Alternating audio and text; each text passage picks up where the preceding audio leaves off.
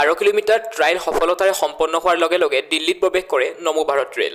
চাহিদাবাদৰ পৰা new অশোকনগৰলৈ 12 kilometre দৈৰ্ঘ্যৰ trial run আৰম্ভ কৰি দিল্লীত প্ৰৱেশৰ উপলক্ষে নমো ভাৰত ৰেলখনে ট্ৰায়েল ৰান সম্পূৰ্ণ কৰিছে।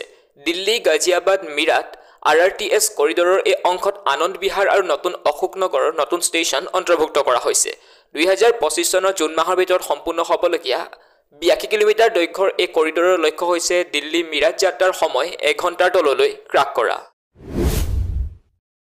বাইক টেক্সি চলাব পৰাকৈ আইনী কাঠামোৰ প্ৰস্তাৱ কেন্দ্ৰৰ।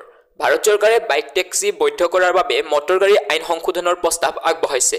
এই পৰিৱৰ্তনে চুক্তিবদ্ধ গাড়ীৰ সংজ্ঞাত মটৰ চাইকেল যোগ কৰিব, যিয়ে সম্ভাৱনাময়ভাৱে নগৰীয়া পৰিবহণত বৈপ্লৱিক পৰিৱৰ্তন আনিব।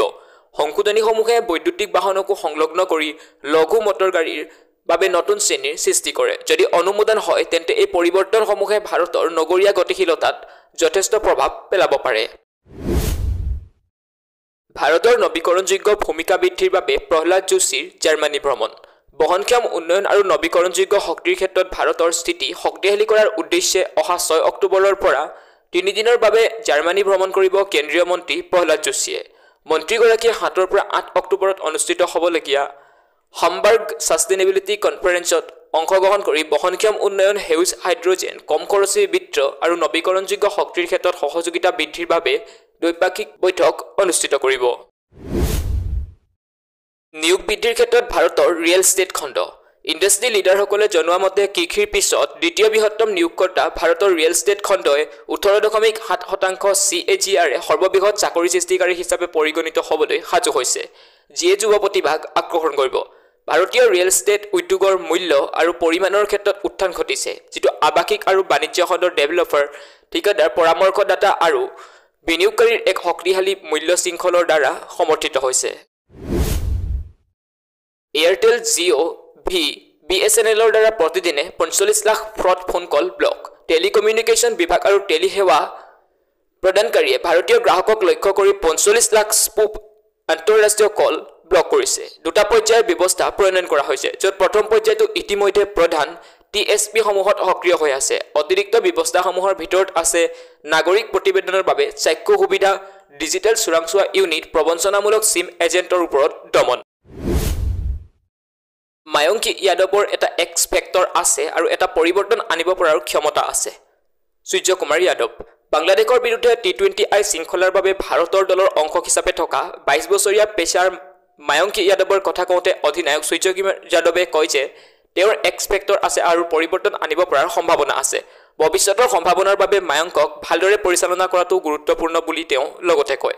উল্লেখযোগ্য যে 2024 চনৰ IPLত মায়ংক আছিল সৰ্বাধিক দ্ৰুত বলাৰ।